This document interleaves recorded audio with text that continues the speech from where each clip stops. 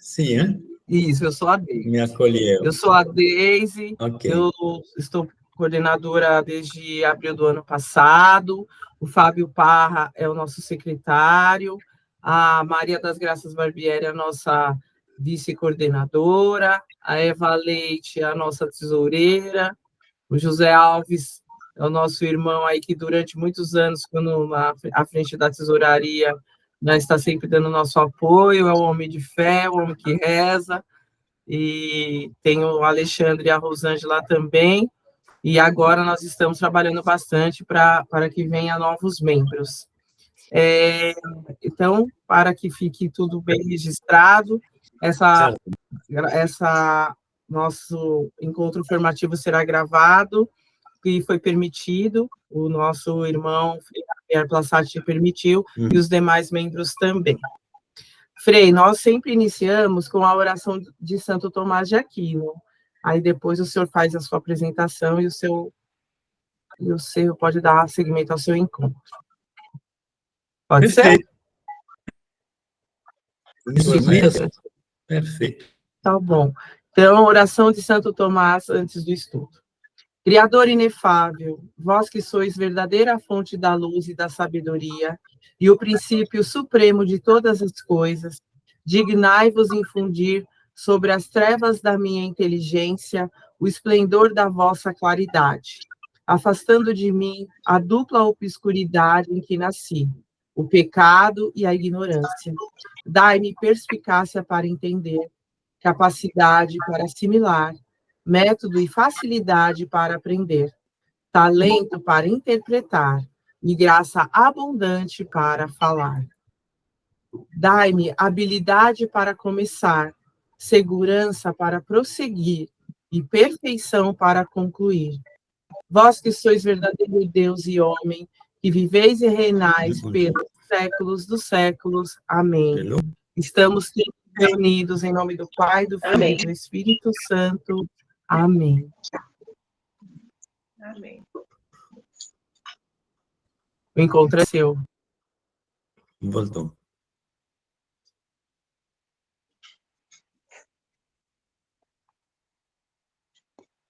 Ouvi um pequeno corte, mas eu acho que é do meu lado. Mas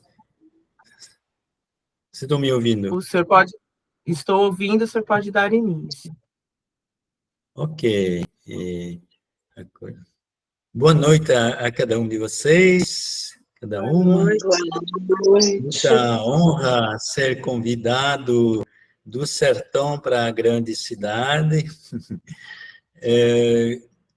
Deise, você já me falou outro dia, eu falo uma primeira vez, quanto tempo mais ou menos para não ser cansativo e permitir o debate? Nós temos uma média de 1 hora de encontro, Frei. Ok, então, essa primeira fala, tipo, o quê? Meia hora, até meia hora, pode ser? 45, não, pode ser, 45, 50, o senhor fica à vontade. E depois, se alguém quiser... Mas depois tem conversa para manter o ritmo. Ok. Sim. Vocês me obrigam a falar de mim um pouco, né? Bom, eu sou um frade francês, dá para ver o sotaque, provavelmente, mas eu costumo dizer aos meus colegas aqui, eu sou francês, mas estou me tratando há 35 anos aqui no Brasil. Eu sou frade dominicano, irmão cooperador, entre nós, uma raça em extinção, né? Falo dos irmãos cooperadores, eu não estou generalizando a totalidade da corporação, mas essa qualidade de irmão cooperador muitas vezes suscita perguntas, dúvidas, mas o que é, o que não é, porque a referência implícita ou explícita de todos os que sabem um pouco de religioso ou de igreja é o padre, né? É o sacerdote. Então, o que o Frei não é? Mais do que ele é. Eu sou um irmão cooperador feliz da opção que eu fiz agora há 52 anos, os 53, eu esqueci, de abraçar essa qualidade de cooperador, né? Ou seja, ser religioso, abraçar a vida religiosa, sem o componente do ministério sacerdotal, que para muitos dos meus confrades dominicanos é considerado como algo essencial da vocação dominicana, que eu posso até admitir, mas ao mesmo tempo questionar, né? No sentido que o que me motivou, o que nos motiva a abraçar a vida religiosa é justamente um projeto de vida radical, um projeto de seguimento de Jesus no caminho do Evangelho como expressão específica da vocação do batismo. Nesse contexto, para mim, o ser sacerdote nunca foi a questão central.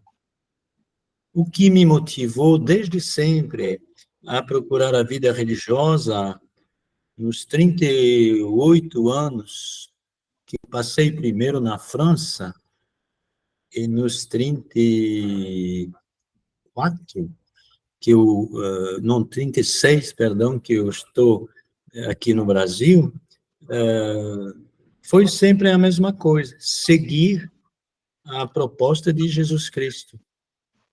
E na França, o que me motivou inicialmente é a participação no movimento de ação católica da juventude estudantil e cristã, o católica, né, que eu conheci nos anos do Concílio Vaticano II. Né. Ocorre que eu nasci num período que me permitiu, me proporcionou acompanhar eventos fundamentais da transformação desse século XX e agora XXI.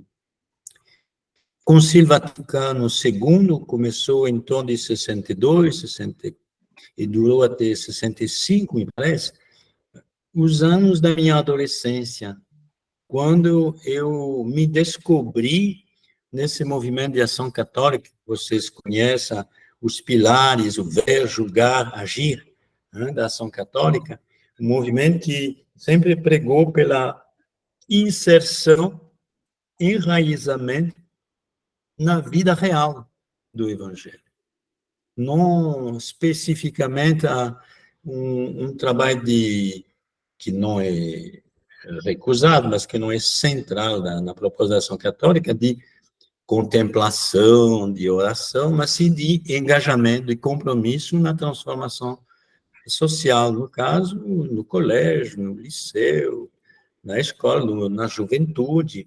Eu pertencia a um meio relativamente favorecido, pai engenheiro, porém numa cidade de mina de carvão bastante típica do que, de uma certa maneira, Émile Zola descreveu, né, nos seus livros sobre a condição operária do século XIX na França.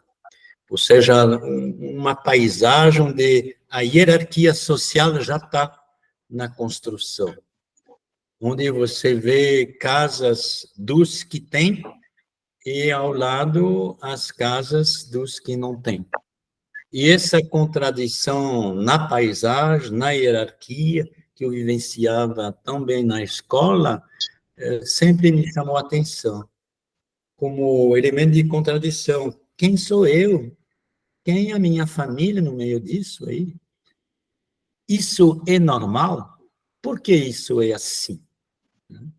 E isso me orientou rapidamente a desejar, no plano dos estudos, antes mesmo de pensar a ser dominicano, a estudar a economia, com a ideia que na economia muitas coisas são explicadas, são as bases, que podem, às vezes, explicar por que o mundo ficou assim ou assado, como as ideias foram assim ou assado, de onde falamos, de que raízes falamos.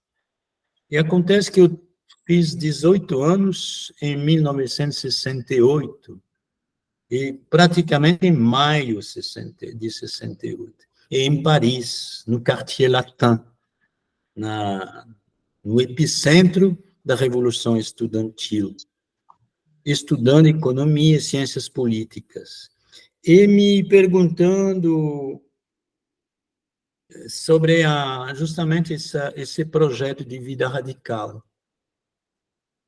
Eu conheci tardiamente a existência dos dominicanos. Eu resistia à ideia de me tornar sacerdote. Eu via muitos desses sacerdotes descompromissados ao meu lado, desconectado da vida real, pregando um evangelho vaporoso e não encarnado. E isso me preocupava. E quando eu descobri a existência de uma proposta de vida chamada religiosa, onde havia esse mix, essa mistura, essa síntese de uma vida engajada na vida secular e, ao mesmo tempo, dedicada a um aprofundamento da fé e à sua celebração, eu achei que era o meu caminho. Eu entrei nesses anos conturbados da Revolução Estudantil e da Revolução mais ampla que aconteceu nesse momento, e que, inclusive, me fez encontrar uma ordem dominicana meio em deconstrução ou reconstrução, e foi a minha sorte, de uma certa maneira, de poder, nos meus anos de ingresso nessa vida dominicana, eu conhecer uma comunidade, uma ordem que estava se questionando fundamentalmente sobre a sua razão de ser, sobre a sua razão de manter tal e tal regras, rito, modo de vida. Eu tive a sorte de participar de uma comunidade que na época foi na região de Lyon, sul da França, que estava aberta a essa experiência de um revigoramento da vida cristã, de uma incorporação dos ensinamentos do Concílio Vaticano II, uma igreja no mundo desse tempo, uma igreja que prega a alegria e a esperança, que traz para esse mundo uma razão de esperar, que prega não um além, mas um já a ser transformado. Tudo isso, para mim, foi de grande inspiração. E ocorreu, nesse tempo, que, ao mesmo tempo que eu cursava meus estudos de filosofia, teologia, depois de terminar a economia, entrei, depois de terminar a economia, ciências políticas, entrei nos dominicanos, fiz noviciado, etc. Mas, logo, eu assumi um trabalho profissional. Junto com o movimento sindical operário, lá na França, na qualidade de auditor financeiro. No momento em que havia toda essa corrente da autogestão, do assumir do protagonismo do trabalhador na fábrica, houve grandes conflitos na França em torno do direito à informação, do direito a opinar, do direito a não morrer estúpido, só se robotizando numa fábrica. Eu participei desse movimento, ajudando o movimento sindical, nesse aspecto da conquista da informação econômica, financeira, e da sua restituição aos trabalhadores que produzem a razão de ser dessa fábrica. Para mim foi muito importante essa conexão de um ser religioso com um ser útil na sociedade num canto que nos qualifica, e como cidadão e como cristão, a apresentar uma proposta do que sonhamos ser o reino de Deus. Nesses anos, já estou depois de 70, ocorreu na minha vida um encontro com uma pessoa que me aproximaria do Brasil mais que eu tinha até então imaginado. Embora durante os meus anos em Paris, de estudante, eu convivi bastante com a imagem da América Latina. A gente se falava muito da América Latina na época, era a terra da teologia da libertação, das comunidades eclesiais de base, de uma igreja que se reinventava e que, para mim, de uma certa maneira, representava em escala maior o que na pequena experiência da JEC, Juventude Estudantil Católica, eu tinha experimentado. Por anos, curiosamente, no meu quarto de estudante, bem pequeno, em Paris, havia um retrato de um homem político que eu sabia ser revolucionário, mas que não sabia ser tão conectado a uma história que os dominicanos do Brasil participaram, que era Carlos Marighella. Pode parecer até surpreendente, mas eu dormi durante 3 anos na sombra da cara, do rosto de Carlos Marighella. Eu lia a história dos frades dominicanos, a prisão deles, a tortura deles, e um dia chegou na minha comunidade o Frei Tito de Alencar Lima, que era desse grupo, e que em 1971 foi banido do Brasil em troca do embaixador que havia sido sequestrado, depois de retirado da prisão de Tiradentes, me parece, e junto com outros 70 presos políticos. Tito foi banido, desterrado, foi enviado ao Chile, depois à Itália, depois Paris. Em Paris, ele conviveu de forma muito complicada com os demônios que tomaram de conta da mente dele. Ele via o torturador dele, o delegado Sérgio Paranhos Fleury, em toda a esquina em Paris.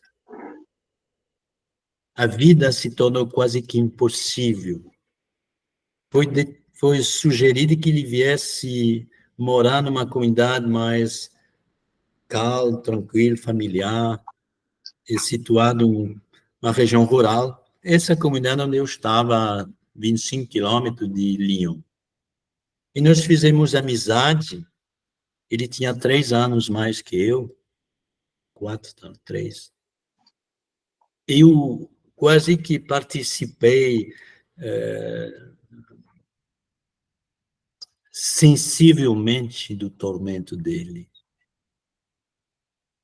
Eu custei até entender o que acontecia.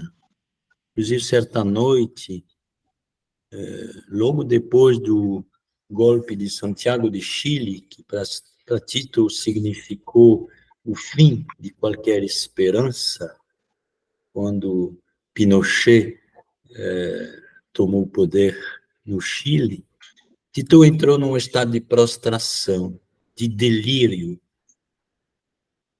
E isso concretamente se manifestou durante um dia e uma noite toda, durante as quais eu fiquei sentada ao lado dele, do lado de fora do nosso convento, debaixo de uma árvore, ele gemendo e assistindo de forma em delírio a tortura sucessiva de seus 12 ou 13 irmãos, e, por fim, da sua mãe e de seu pai. E Tito estava nessa situação, alguém dominava, alguém lhe ordenava: tu não pode mais entrar nesse convento, és um traidor. Você só tem uma solução: se entregar para mim. Eu estou te aguardando. Foi nessa situação que eu convivi mais ou menos 1 ano e pouco com Tito. Até um certo dia, passando os detalhes, em que ele cometeu o suicídio. E foi, olha só, no dia da São Domingos, que provavelmente ele cometeu esse suicídio, em 8, 10 de agosto de 1974. Ele com 28 anos e eu com 24. Ele tinha escrito poucos dias, semanas antes, um rascunho meio enigmático que gastei tempo para entender, onde estava escrito: é melhor morrer do que perder a vida. 2 opções. 1, tortura prolongada. 2, corda, suicídio. Vocês imaginam como uma experiência dessa pode ter mexido comigo, com muita gente, inclusive com o psiquiatra do Tito, que faleceu domingo retrasado, e que teve a vida completamente mudada pela experiência clínica que ele teve junto ao Tito. Eu cheguei a pensar que Tito quis, além de dramatizar uma vida impossível que era a dele, a última e única forma de resistência que ele teria contra a opressão, e foi de dizer: é melhor morrer do que perder a vida.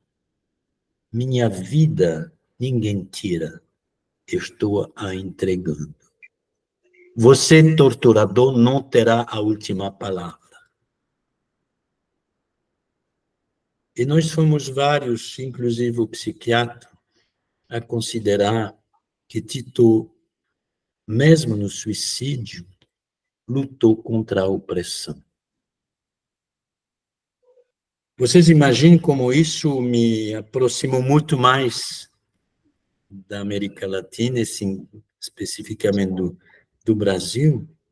Na época, Tito foi sepultado em nosso cemitério do convento de L'Arbrel, perto de Lyon. E 9 anos depois, em 83, fomos solicitados pela Arquidiocese de São Paulo, pela Ordem Dominicana e pela família de Tito, que era cearense, de Fortaleza, para levar de volta o corpo de Tito ao Brasil, como sinal do fim da ditadura militar, como sinal de que, Tito, você deve voltar à sua terra lhe acolhe. E por um mistério da vida, eu fui encarregado pela minha província de organizar esse retorno. Eu cheguei e pisei pela primeira vez ao Brasil, trazendo caixão, um corpo de Frei Tito, em São Paulo, em março de 83, e depois em Fortaleza. Passando mais uma vez os detalhes, para esse traslado, a gente tinha pensado que seria importante alguém da igreja brasileira estar presente conosco. Convidamos um frade dominicano que alguém me recomendou, ele falava perfeitamente francês, ele era bispo, que não era nenhum problema, Dom Tomás Balduino.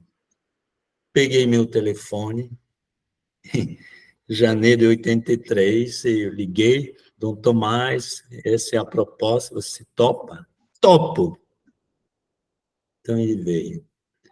De forma que eu viajei com ele também na volta, e que ele me convidou a conhecer o trabalho da Diocese de Goiás. Depois de terminadas as celebrações, que foram tão impressionantes, São Paulo e Fortaleza, eu fui a Goiás, e no seu avião Teco-Teco, ele usava para visitar as aldeias indígenas até o interior do Mato Grosso. Tomás me mostrou a diocese dele, as lutas dos sem terra, dos poceiros, a Comissão Pastoral da Terra, da qual ele acabava poucos anos antes de presidir a criação, como ele fez também do CIMI, Conselho Indigenista Missionário.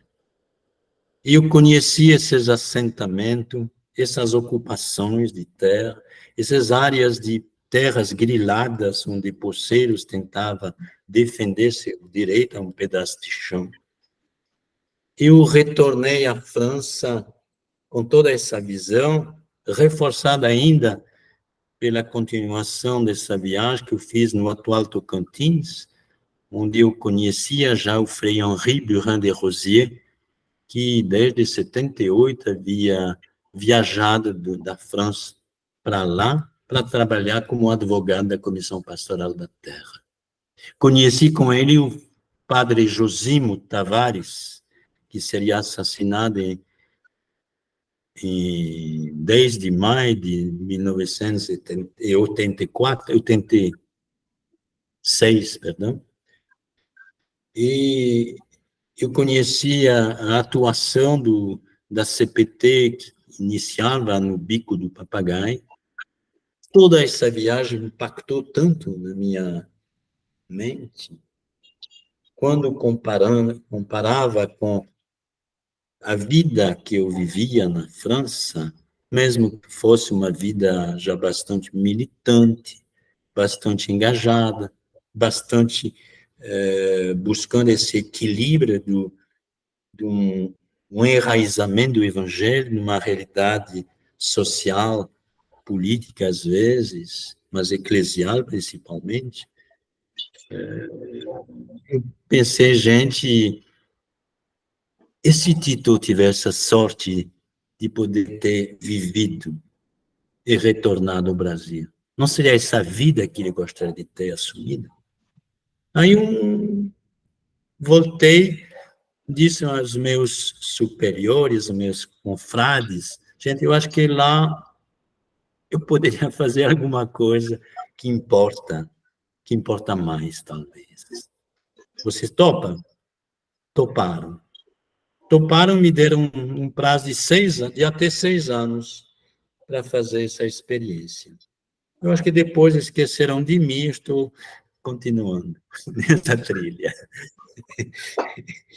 Bom, então, gastei alguns anos para me desvincular das amarras que me prendiam na França, e somente no início de 89 consegui vir me colocar à disposição da Comissão Pastoral da Terra, que depois de um tempo de preparação me enviou no Bico do Papagaio. Eu fiquei lá quase 10 anos, entre 90 e 2000, depois outros 10, 12 anos na cidade de Araguaína, onde a nossa equipe da CPT se reorganizou.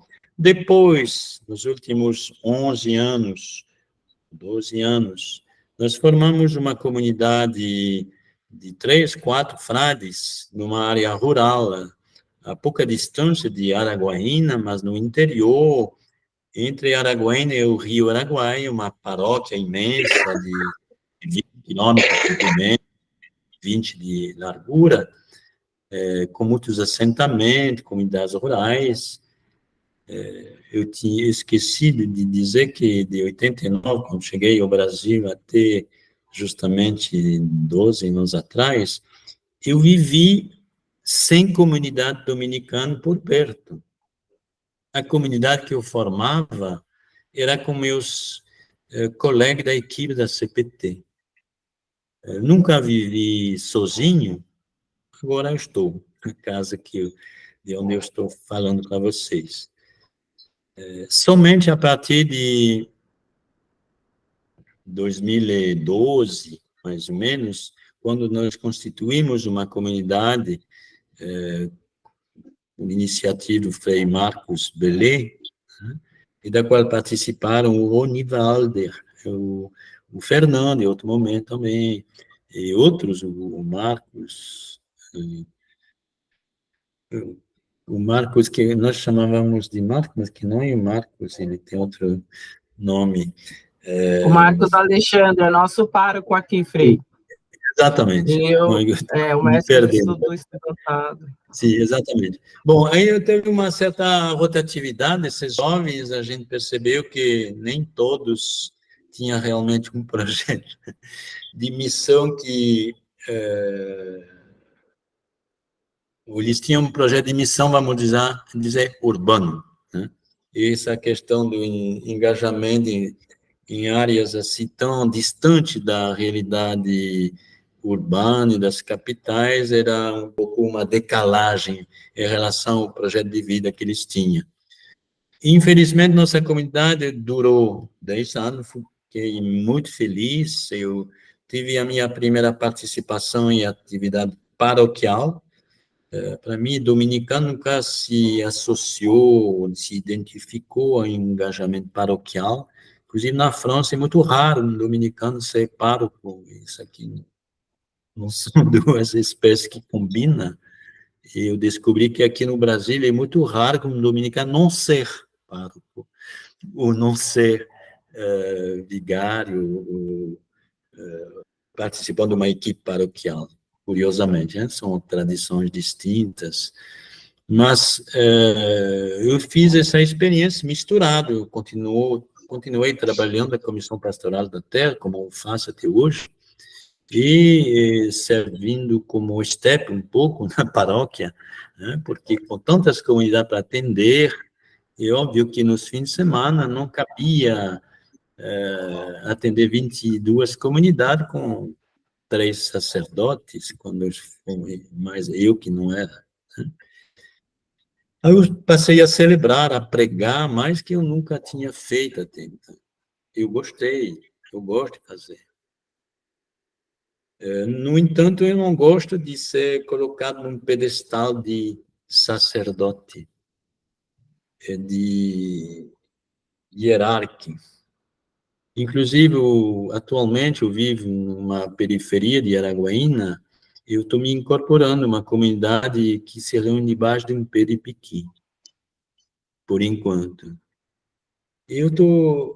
Curiosamente, eu vejo, quando vem o pessoal da paróquia, que toma de conta, eles vêm com todo o aparato da paróquia, como se fosse uma igreja de pedra e de concreto. E quando a gente vai sem eles, o pessoal se reúne debaixo da árvore, em torno da mesa, numa forma de assembleia tão participativa, que é inibida pela forma como nos outros domingos eu vejo esses padres repetindo um ritual que cabe numa igreja de um templo, mas não cabe quando o povo está nessa condição tão precária. Minha experiência é da comunidade rural, né? Ela passou a ser, ela não era inicialmente. Na CPT, vocês conhecem a Comissão Pastoral da Terra, a preocupação principal é apoiar, auxiliar, sem substituir, comunidades rurais, camponesas, a exercer seus direitos. Seu direito à terra e uma vida digna. A partir de 95, se tornou muito mais frequente em nosso dia a dia o acolhimento a trabalhadores que chegavam de... Gente, eu estou já passando o tempo, não? Não? Posso continuar? Tá bom. Ok, você me fala, né? Porque eu não controlo. Nós acolhemos cada vez mais trabalhador fugindo de fazenda, vindo do Pará, vindo do Mato Grosso, depois de uma epopeia difícil de acreditar, de sofrimento, descrevendo situações terríveis de exploração, de brutalidade, de violência, de assassinato, que a gente não podia não considerasse não como trabalho escravo, uma categoria que dificilmente era ainda assumida no Brasil. Desde o início dos 70, o Pedro Casaldáliga, o bispo da prelazia de São Félix do Araguaia, havia denunciado a existência de trabalho escravo nas imediações de São Félix do Araguaia.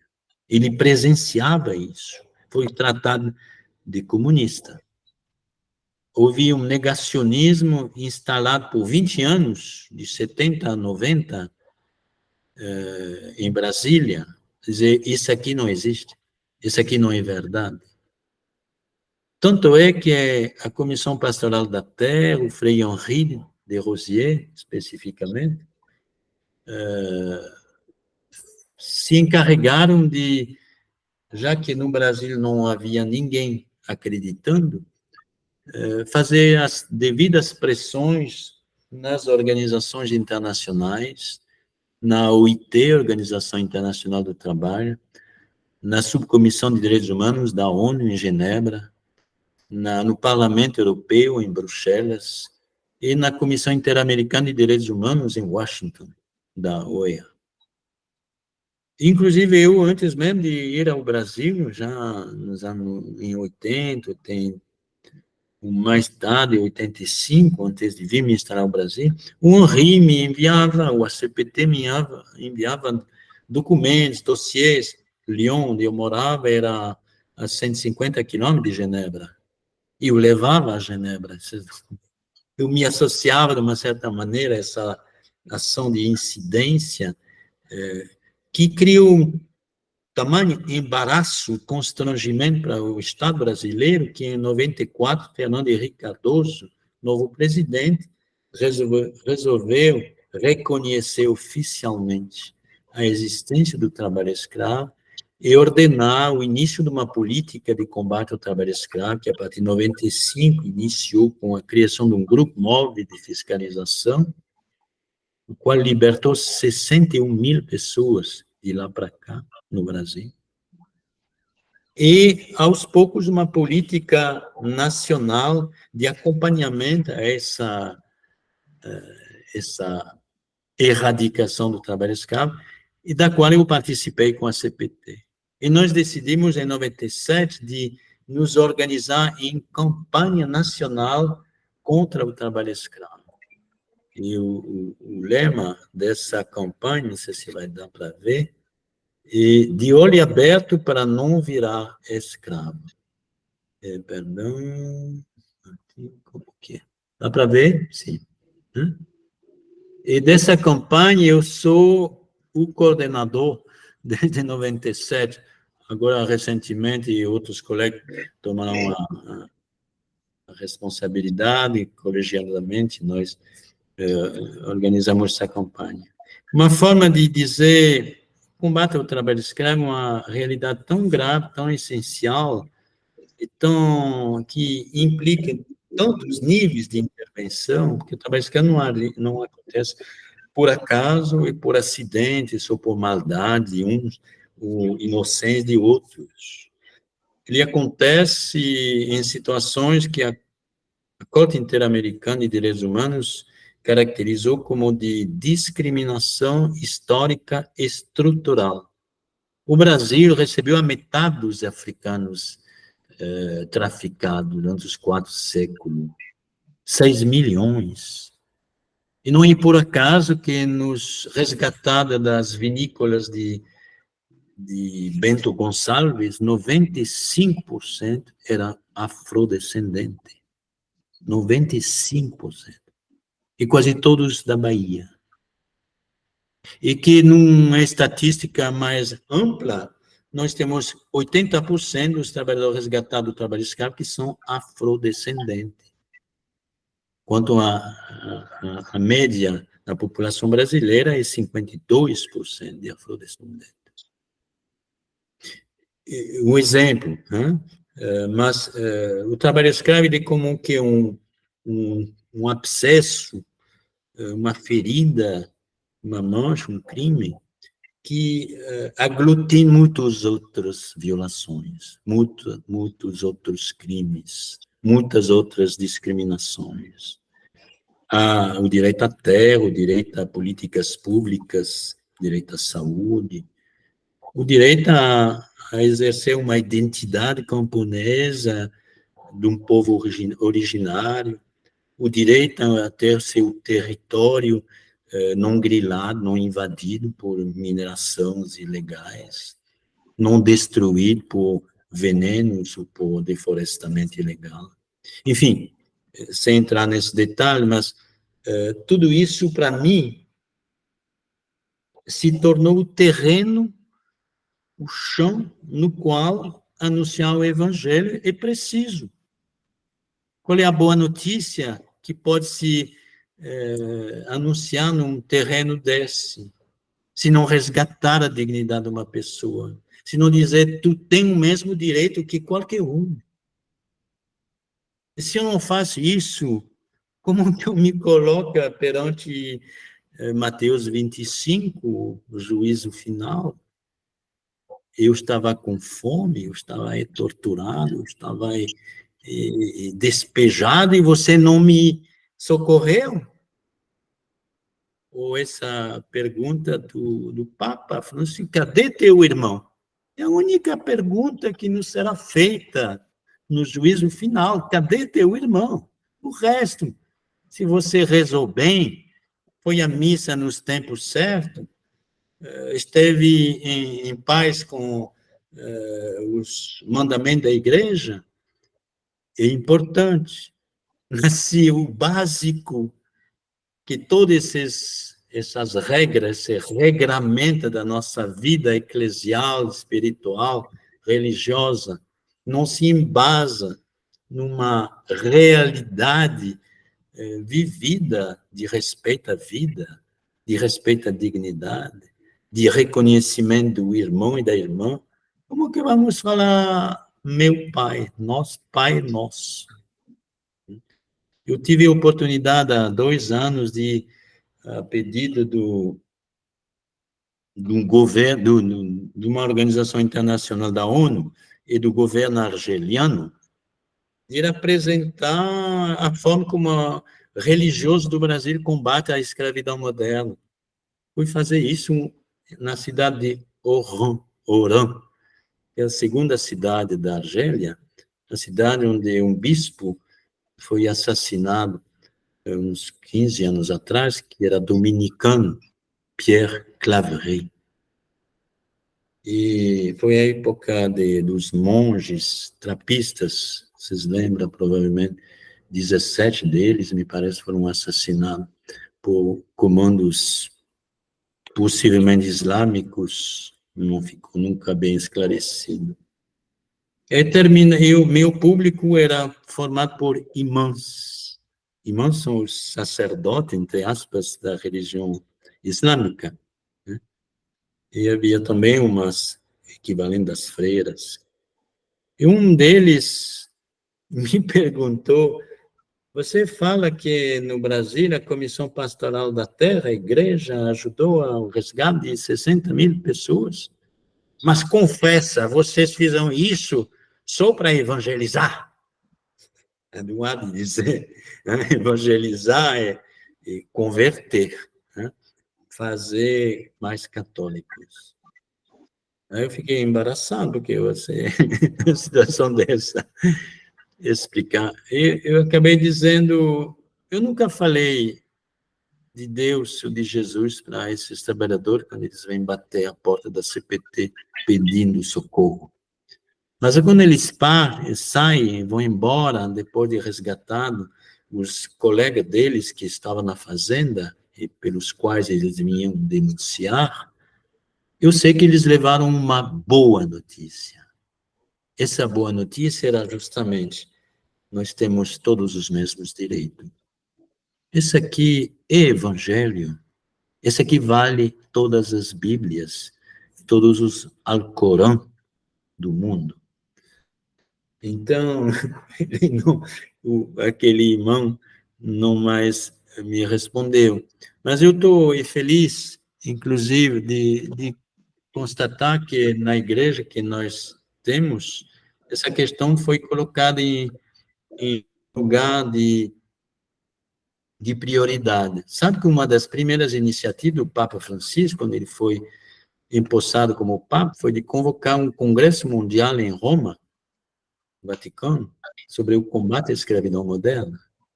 Eu tive a felicidade de participar desse evento e aqui entregar a Francisco justamente o material que nós usamos na Comissão Pastoral da Terra para divulgar aos trabalhadores, né, a gente chama isso uma sanfoninha, e uma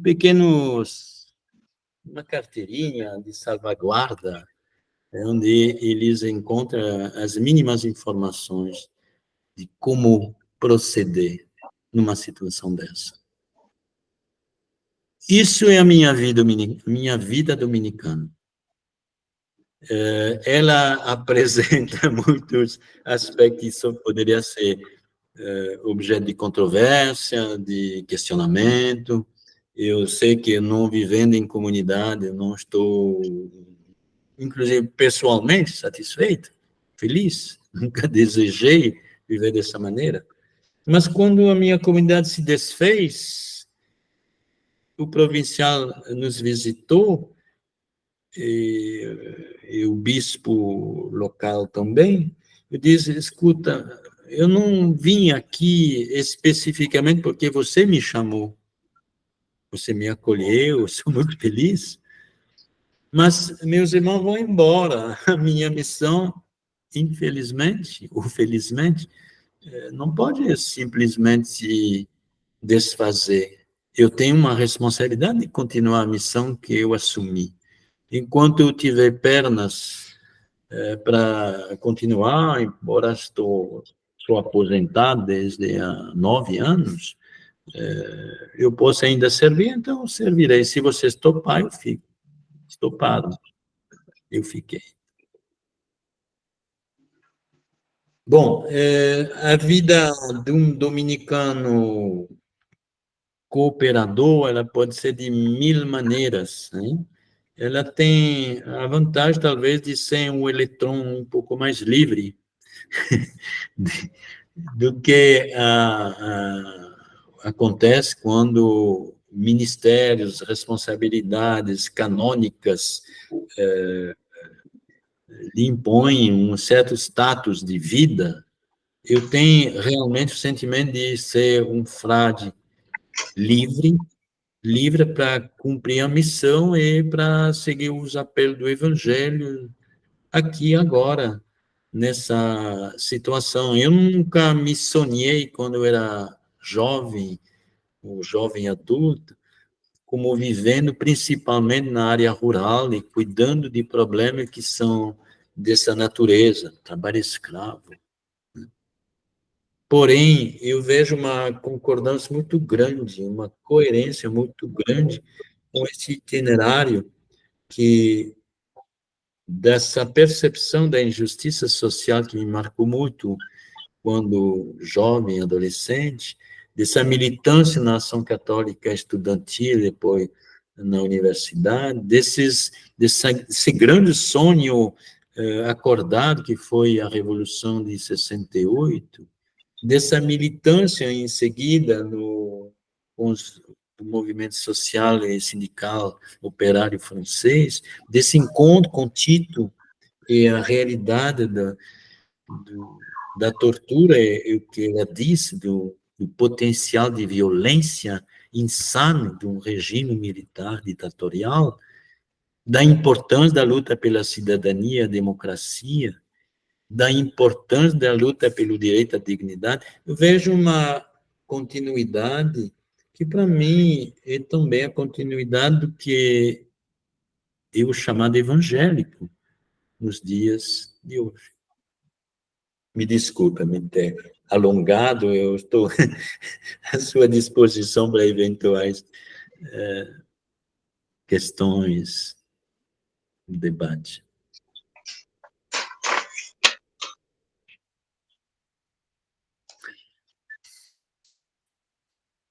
Levanta a mão, Alexandre, Fratelli, vamos lá. Ô, Frei, obrigado por proporcionar esse momento de reflexão, muito bacana, muito importante.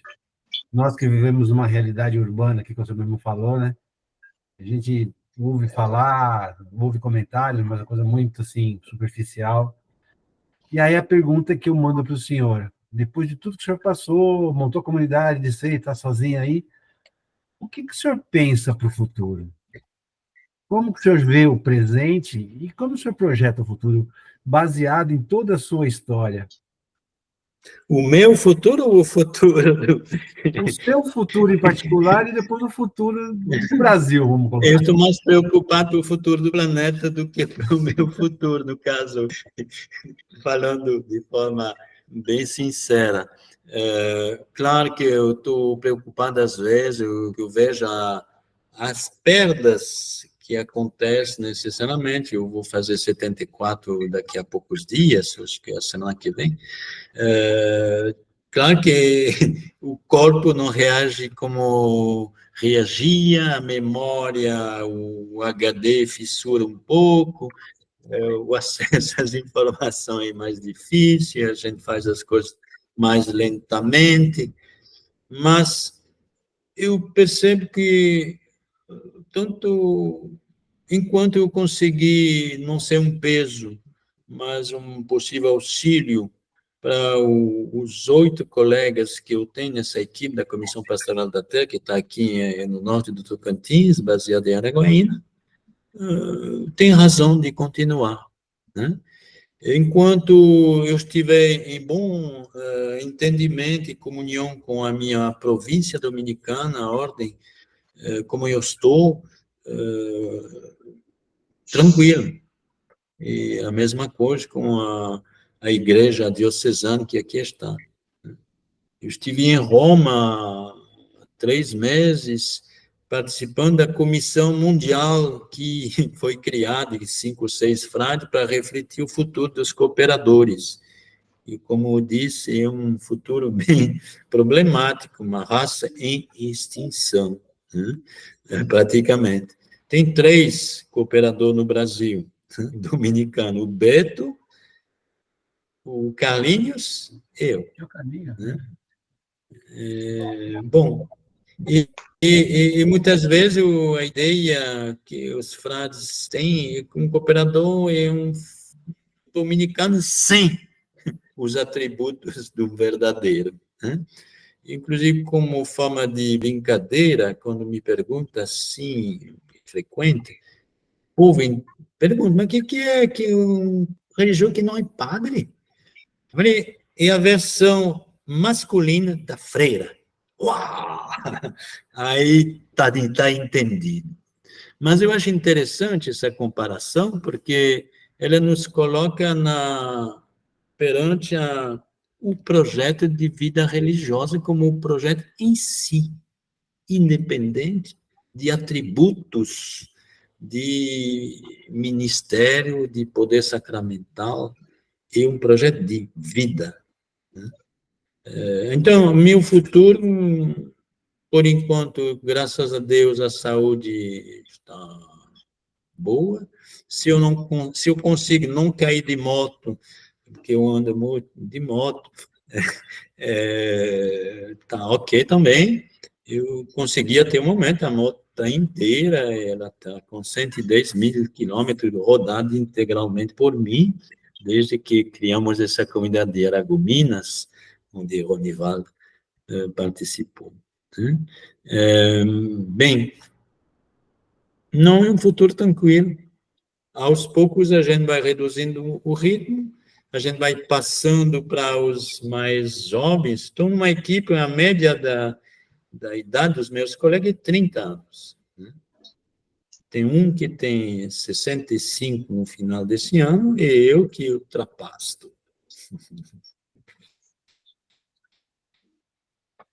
E pensando agora no mundo, no Brasil, no mundo, nessa polarização, nesse monte de guerra que está surgindo, como que o senhor encara isso? Com tudo que o senhor viveu, como é que está o movimento pastoral do trabalhador, como é que Sim, está hoje em dia? eu estou saindo de uma Assembleia Nacional da Comissão Passada da Terra, que aconteceu perto de Brasília, domingo retrasado.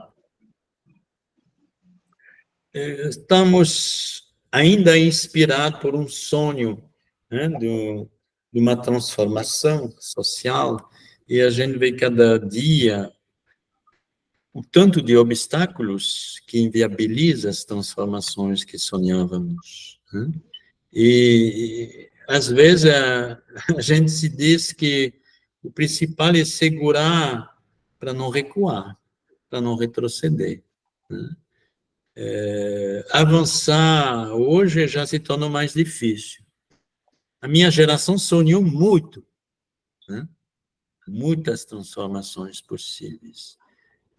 Ter 18 anos em 68 era sonhar um mundo, o outro mundo possível, né? Aquele que se espelhou nos fóruns sociais mundiais. Posteriormente, eu participei de vários deles, em Porto Alegre, em Caracas, etc.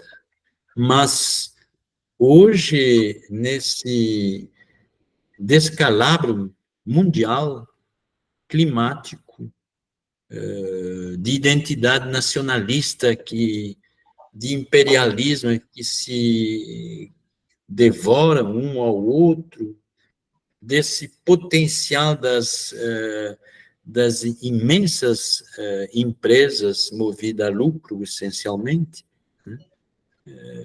A gente se sente realmente mais que nunca Davi contra Golias, né? Embora eu imagine que quando o Frei Henri iniciou essa luta, eu falei dele já várias vezes, mas todo mundo tinha ouvido falar dele, né? Eu recebi ontem esse livro, que é a biografia dele. Um homem fantástico, que inspirou muita gente.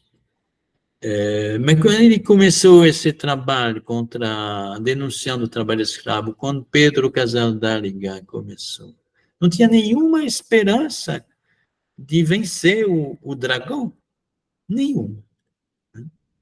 E conseguiram mover montanhas, que até hoje nós estamos devedor desse trabalho precursor deles.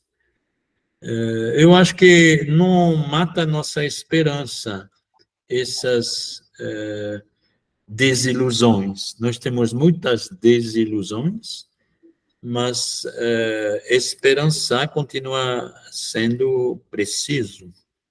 E seria, me parece, uma traição da proposta evangélica deixar de esperar. Frei, boa noite. Desculpa. Vai você. Deixa a Graça falar, por favor.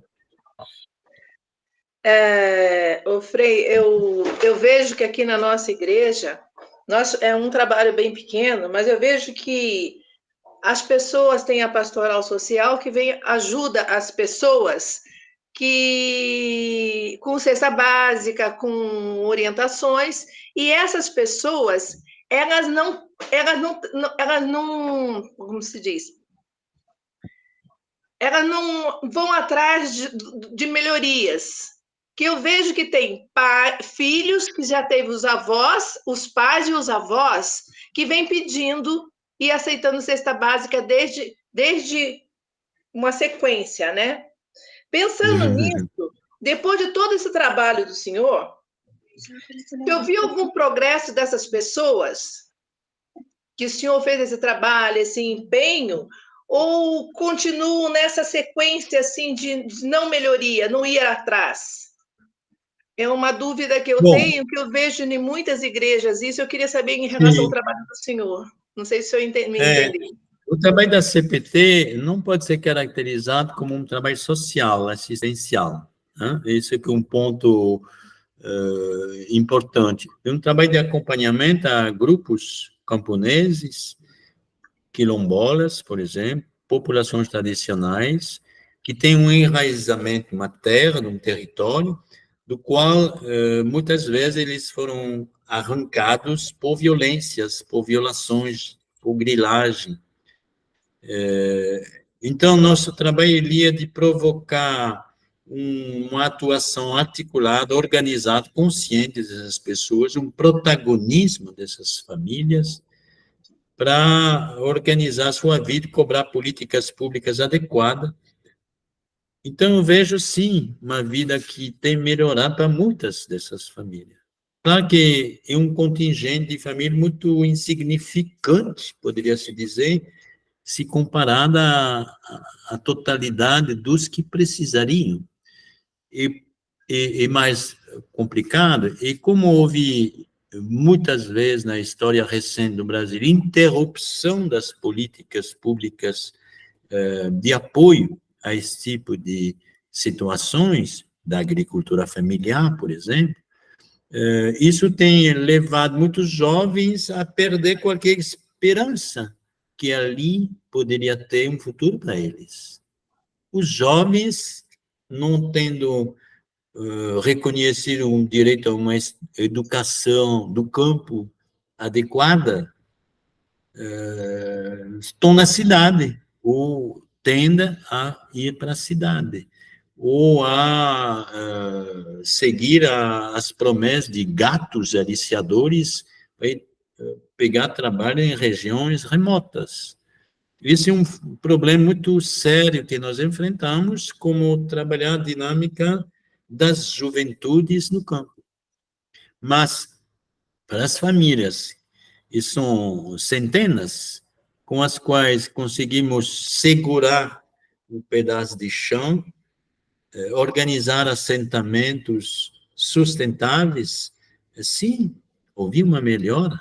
E quando você vê o amor com o qual muitas dessas pessoas falam dos seus frutos, seus legumes, seus animais, suas florestas, seus córregos, suas terras, isso é uma coisa mais doce que o mel. Isso mesmo. Obrigada, viu? Imagina.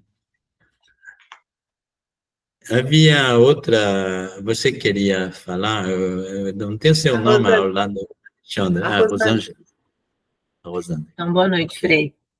É muito, muito bom ouvir o senhor falando, e acho que, principalmente, nesse Brasil aí que a gente vê essa polarização, né? As pessoas olhando a democracia como uma coisa que não é tão importante e vital para a gente, né? Então, eu acho que quando o senhor coloca tudo isso, o sangue que foi derramado para a gente chegar nesse ponto, claro, é super importante a gente ter esse choque aí, esse chacoalhão. Acho que foi a primeira coisa bem interessante aí da sua fala. Uma outra coisa que eu queria só lembrar é que o senhor me fez lembrar o Frei João, porque ele falava muito isso. Uhum. Ele falava muito, é uma coisa semelhante com o que o senhor disse, a casa de quem tem, a casa de quem não tem. E também, eu não sei se o senhor chegou a conhecer, o senhor deve ter conhecido, o Frei Jorge Calegari. Claro, sim, sim. Uma vez a gente teve a oportunidade de conversar com ele, e ele mostrando as marcas da ditadura, né? Foi, assim, acho que uma das maiores lições de vida que eu pude ter foi ele falando a dificuldade e mostrando mesmo nos braços as marcas que ele teve. Então, eu acho que falas como a do senhor faz a gente que está nessa cidade grande aqui, que a tendência é esquecer todo mundo que lutou muito para que a gente tenha o que tem, né? E então, acho que, em primeiro lugar, é isso, agradecer ao senhor por essa oportunidade. Mas aí eu queria, com título de curiosidade, o senhor sente ou sentiu alguma discriminação por não ter optado pelo sacerdócio? O senhor sente isso? E assim, essa é uma pergunta minha. E o senhor não teve, assim, receio de vir para o Brasil? Com receio de vir para o Brasil? Não.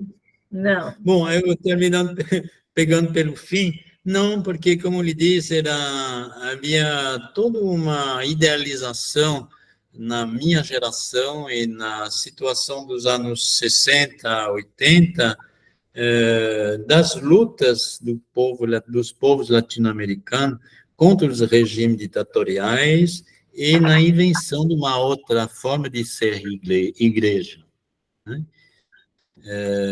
Então, essa idealização, para mim, sempre foi um atrativo que apagou qualquer medo, realmente.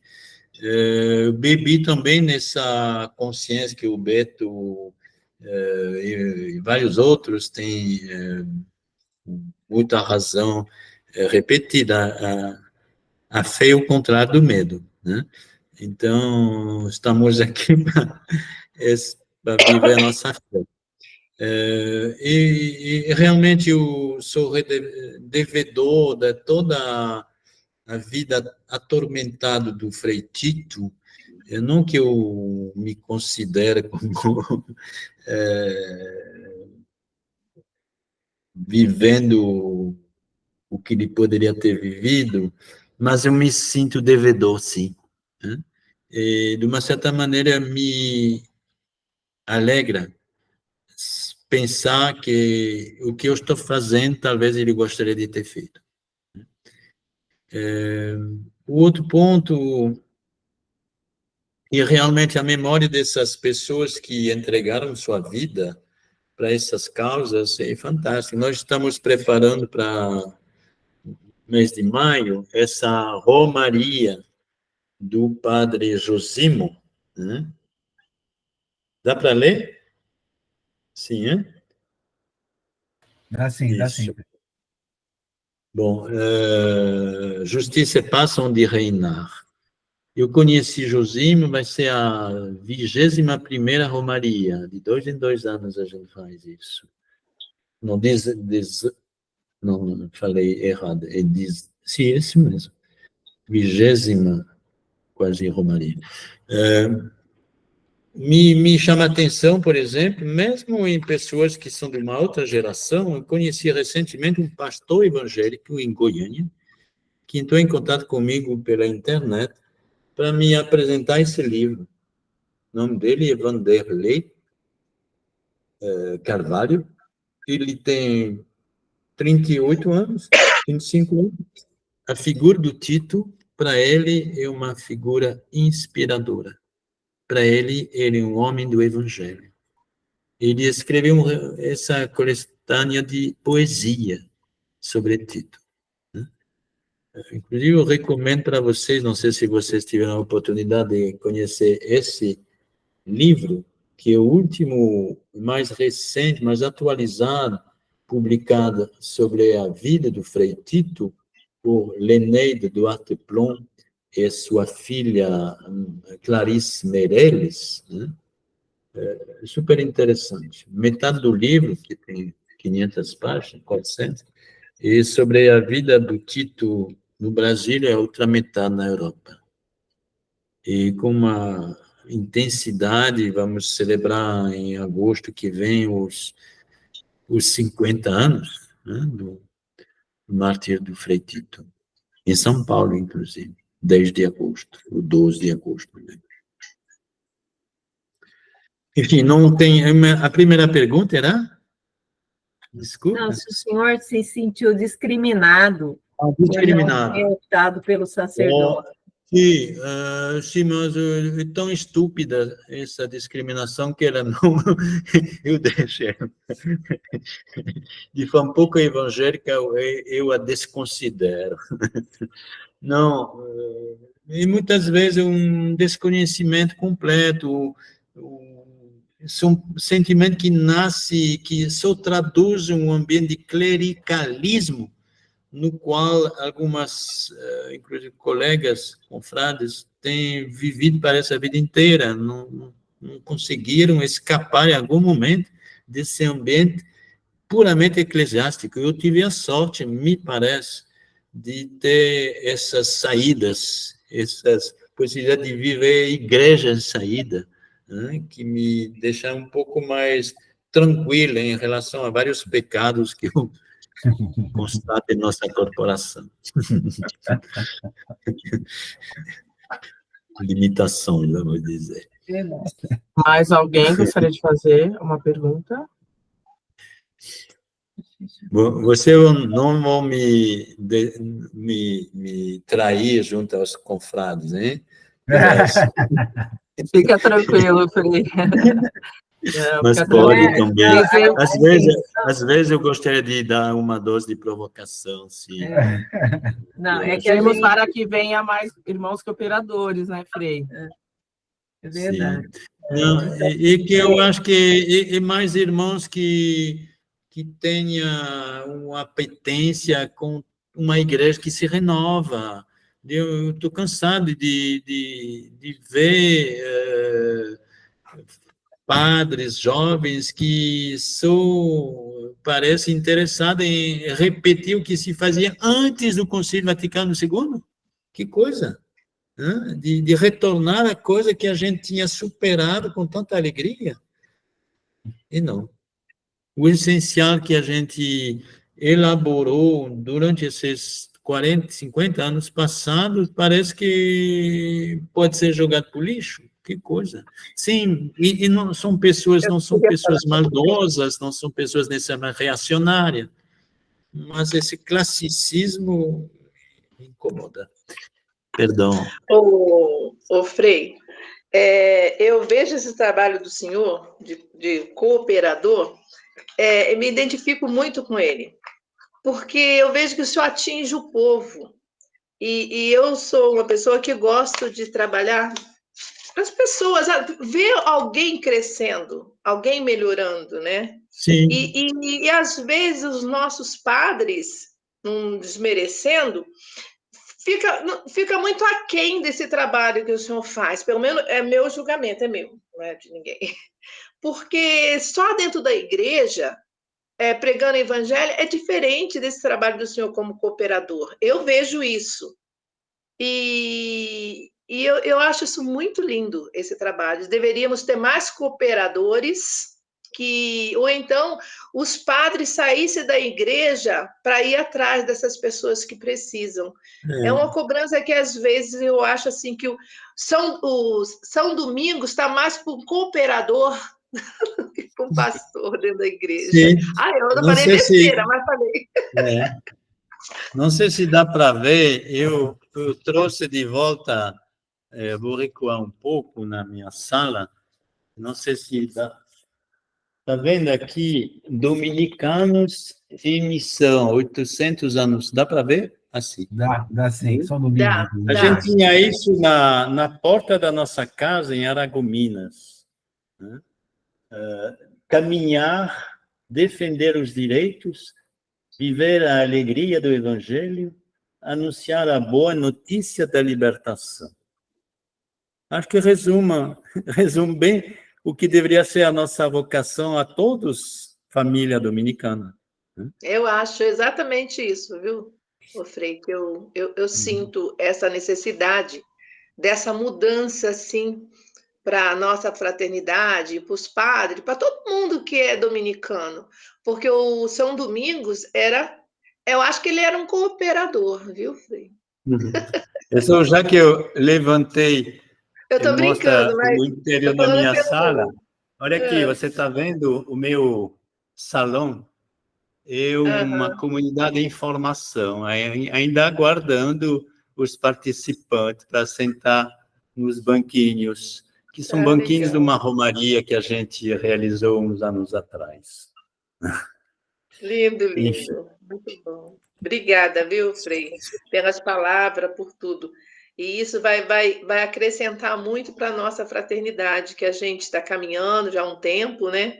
E cada palavra, eu acho que vem de encontro com aquilo que a gente está buscando. E foi muito bom para mim, tá? Eu agradeço. Que bom. Muito obrigado.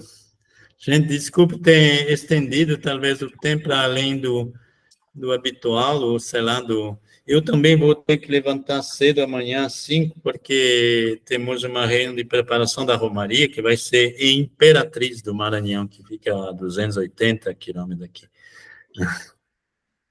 Tudo bem. Eu espero que, talvez, quem sabe, uma oportunidade de passagem por São Paulo, a gente tenha a oportunidade de se encontrar. Será com muito prazer. Olha, Esperamos. Frei, mais alguém quer fazer alguma pergunta? Bom, olha, eu retifico o que que a Graça disse. Foi de tamanha importância para nós, principalmente que nós estamos num momento de discernir o que é ser leigo dominicano, o que é ser cristão antes de ser dominicano, né?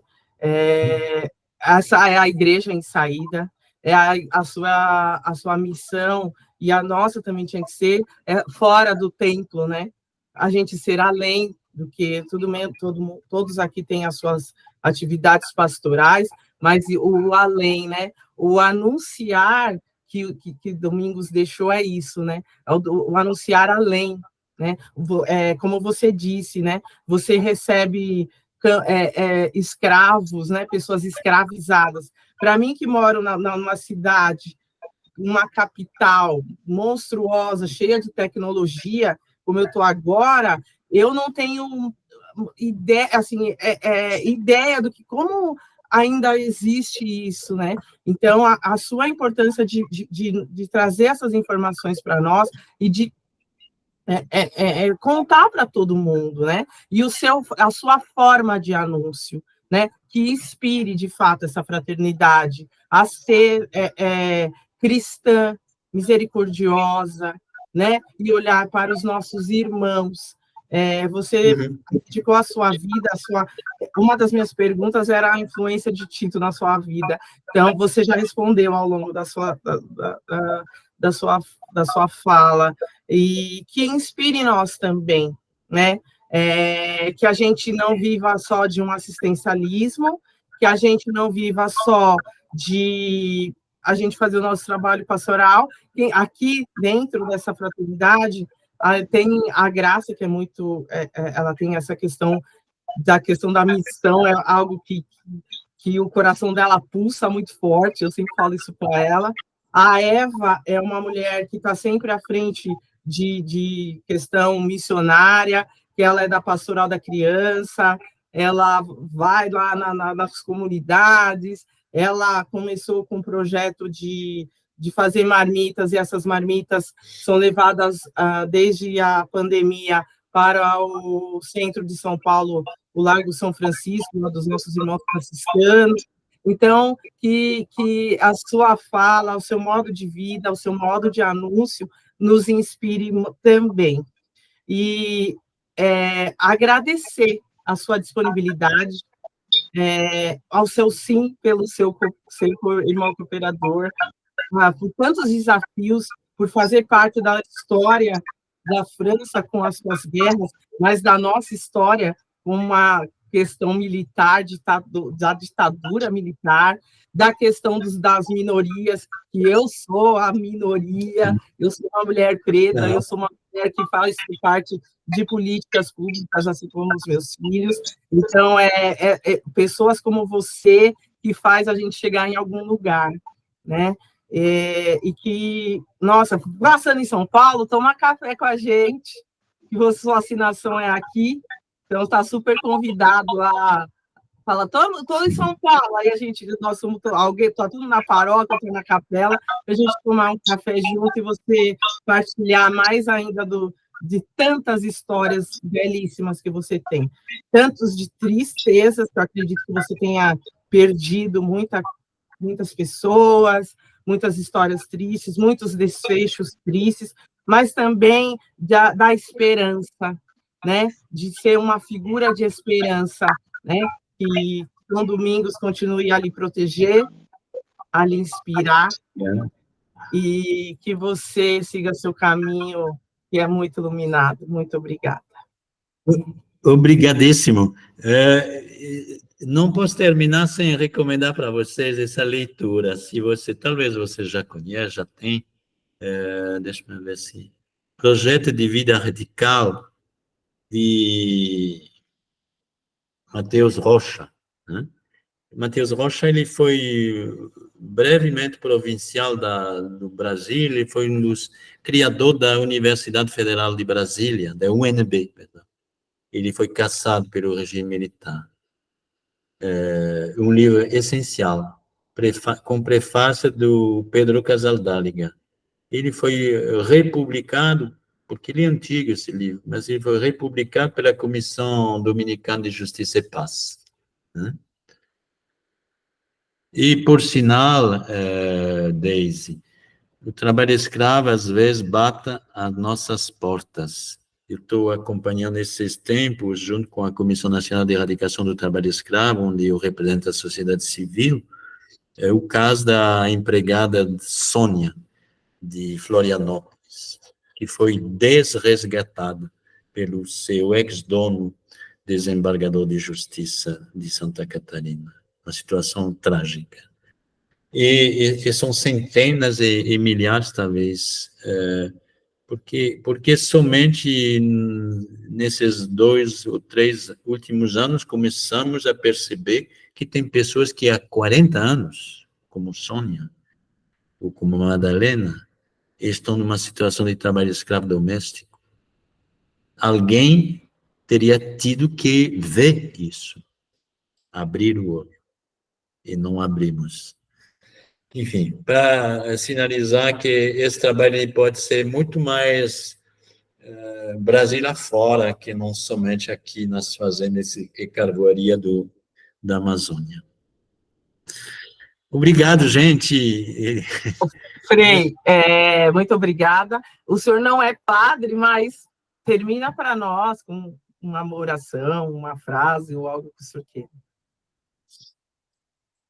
Muito bem. Não, eu acho que o Senhor nos chama a ser capaz de enxergar o irmão, a irmã, no corpo, na vida, no sofrimento de cada um dos nossos próximos, ou de nos fazer próximo de quem, por acaso, estaria distante do nosso olhar. E que isso é a condição para que possamos dizer, rezar juntos a oração do Senhor. Pai nosso, que está no céu, já feita a vossa vontade. Venha a nós o vosso reino, seja feita a vossa vontade, assim na terra como no céu. O pão nosso de cada dia nos dai hoje. Perdoai as nossas ofensas, assim como nós perdoamos a quem nos tem ofendido. E não nos deixes cair em tentação, mas livrai-nos do mal. Amém. Amém. Ok, eu não tenho poder de bem abençoar, mas eu faço. Tchau. É dominicano. Amém. Obrigada, Obrigado, gente. obrigado Boa mesmo. noite. Boa noite. Boa noite. Obrigado.